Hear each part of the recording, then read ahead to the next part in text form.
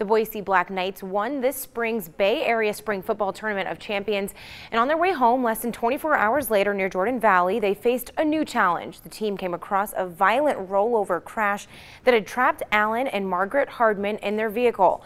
Although this wasn't a situation the players thought they were ever training for, their sense of teamwork, strength, and conditioning paid off.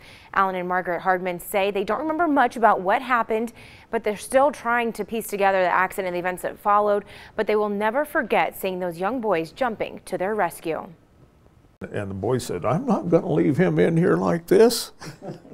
And they started straightening my legs out and started pulling me out. They reached in and moved me around because I couldn't get my legs out, and they just moved me around and pulled me out. You don't see that kind. I mean, they did it willingly, just they're heroes. Alan and Margaret are pretty banged up, as you can see, and they still have a lot of aches and pains.